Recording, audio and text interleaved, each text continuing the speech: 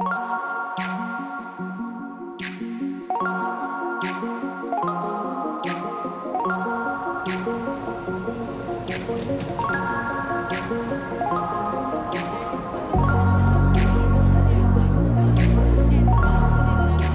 day my friends were sitting there and they're like, do you wanna vape? They showed me how to do it. And I was like, well, does it do anything to me? They're like, no, not really. It's just this juice. It's like a fruity flavor. It started through sports, personally. I just had friends on the team who had vapes, and it was just something we used in the car before games, on the bus. It had a cobra skin pattern. It was red. I thought it was the coolest thing ever. He came around with a bottle of strawberry menthol juice. It tasted like candy. It was exactly what I wanted as a 14-year-old. And I ended up vaping with my friends all the time. It just became like a part of my routine. I hit it for the first time, and then I hit it again, and I mean, that was it for me. I remember the first time I tried it, I was in a car, and I took one hit and I coughed a lung out. It hurt, but I do remember getting this like tingling everywhere. I remember that feeling, and I remember from that point on wanting that feeling again. For me, it was the feeling of being cool to older kids. I had just gotten into junior high, really, so I hadn't become accustomed to the person that I was. I was finding out my identity. It was very easy to get a middle schooler. A fifth grader can get their hands on something because of a family member or a friend. You can walk into a vape shop and very, very clearly not be 18 or older. And they don't care. Even if you look insanely young or the tobacco shops around you don't sell to young people, then you can buy it online. All you have to do is click, yes, I'm 18, and they'll send it to your house.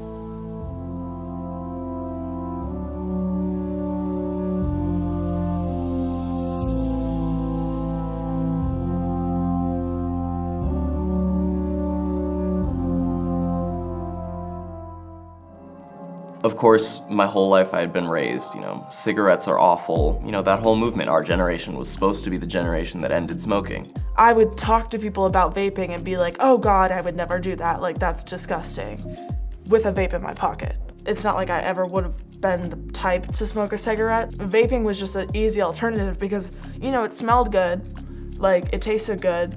A lot of people my age were doing it. It wasn't something weird to do. Well, it's not cigarettes, it's not marijuana, it's not hardcore drugs that I thought was bad. I thought vaping was better than cigarettes, and my initial reasoning for that was it didn't have tobacco in it. This is a safer alternative. This is water vapor. When e-cigarettes first came on the market, they were lauded as a safe alternative, that they weren't addictive, that they weren't harmful. Between the marketing tactic and the messaging that it was safe, the youth didn't stand a chance.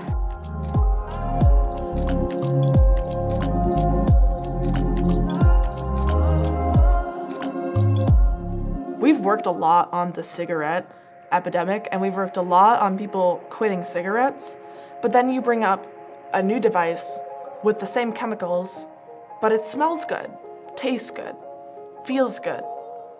And that to me is just proof that you are advertising to kids. You walk into a vape shop and there's a wall with everything from Tutti Frutti to Mint Explosion. I really liked blueberry and mango. Blue raspberry to strawberry menthol, which was my first. Oh, there's a pink lemonade that I really liked. This actually tastes really good, and it's like, I can handle this, I like this. You can't tell me that you're not advertising to kids when you're putting out a flavor that's literally in all kids' candies. The flavoring of vape or e-juice is only appealing to young people. It's not for the older generation. It's not the people that are trying to quit smoking. It's based on trying to get our young people to start vaping. You have an industry that's selling these products as fun, as non-addictive. Most youth think of it as just a fun, easygoing, flavored air, basically. They always tell you that like the tobacco is like very bad because inhaling tobacco is just horrible for your lungs. Teens are masters at rationalizing, so if we can latch onto one thing that discredits it, we will. Oh, my vape doesn't have tobacco. Like, my vape, it's just nicotine and like vapor. Popcorn lung is caused by diacetyl. Now that that's gone, we're safe again. Oh, you know vapes like have a bunch of extra additives, like chemicals that you don't even know about. Oh, but that's only some brands. Like, you know, my brand doesn't. My brand doesn't do that. My brand's safe. If we can find any excuse to be like, but this doesn't apply to me, then we're gonna discredit it entirely.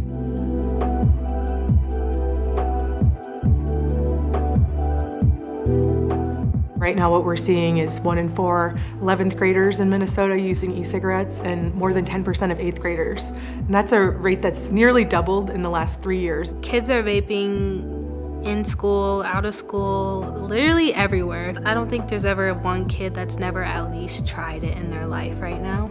In my room, on the bus, in the back seat of my mom's car. I even had a friend who did it in the middle of class. Breathe out here. And it's invisible. And I'll be, you know, buzzed out of my mind in the middle of my 8th grade civics class. Like, it's dangerously easy. There are vaping devices that look like an iWatch. There are some that look like highlighters. There are others that look like pens. The idea that an entire industry is creating things that can be hidden from adults is so disturbing to me. If you found a pack of cigarettes in your kid's room, you would know exactly what it was. So I think that part of it is that parents don't recognize the products, and the products change so quickly.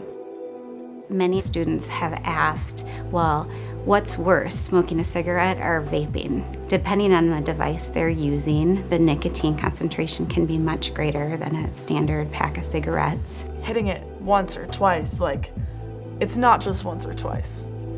Each Juul pod is just under 1 pack of cigarettes. So I have 1, 2, 3, 4, 5, 6, 7, 8, 9, 10 packs of cigarettes on this desk right now. I could finish a pod in less than 12 hours. If I was really anxious or if I was like really having a bad day, it'd be like 2 pods. Comes in packs of 4, and I do a pack of Juul pods a week, so half a pack a day. Whenever I figured that out, I was like, wow, like I'm smoking a whole pack of cigarettes a day.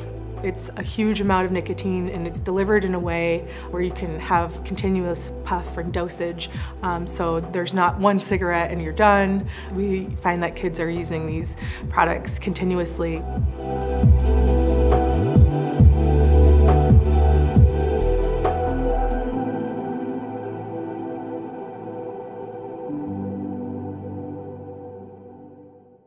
I think that a lot of kids don't want to be vaping. Right now there's such a stigma that like if you tell your parents you're gonna get in trouble. They're just saying that you shouldn't do it. They're just saying that's make kids want to rebel more. They don't even talk about our well-being. Like they're just saying you're in trouble because you're doing it on school grounds. A lot of kids are thinking this is kind of stupid that you expect me to quit when like you're not even helping me. My parents did find out, and it was not something that they supported the act, but they understood that I'm a teenage boy and I'm gonna make mistakes, and they're here to support me. They were a firm stance that said, this is not okay, and if you're quitting, we are here to support you. Kids are gonna do anything to not get in trouble. And if them telling their parents about this addiction is gonna get them in trouble, they're not gonna do it. I don't think any teenager can get through this whole process of quitting without having some guidance of a trusted adult in their life. Quitting nicotine sucks. I was feeling sick, headaches, tired all the time. You're sweaty, you're clammy. Intense, intense, intense anxiety. Withdrawal really, it makes you want to go back. It's hard to focus with your body screaming at you that it needs more nicotine. I went back really quick after I first started to quit. That was definitely like the time that I realized I can't go a day without this. I've actually quit 4 times now. You know, it feels like this harmless little machine that I've got in my pocket that makes me feel good.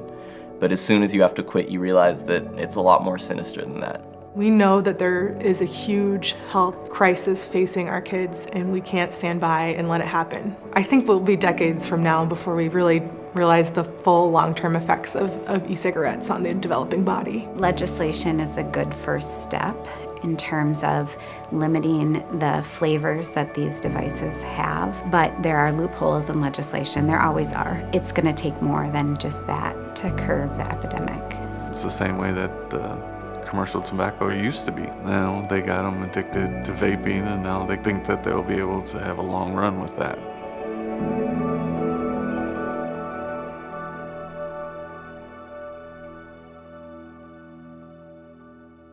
Being a teenager is just horrible, but thinking about what I want in my future and like where I want to be 10 years from now, and knowing that like vaping wasn't going to be a part of my future. The fact that all this progress I've made, all this pain I've gone through to quit, could be reversed in, a couple hits of a vape. Those fears are there, but I'm confident that with what I've learned and what I've gone through, I'm done for good now. I want to be someone who can make a mark on the world. When I realize like I do have a little light in me, I do have something that I can do with my life. Everyone does have a light in them. They just need to figure out what that light is for.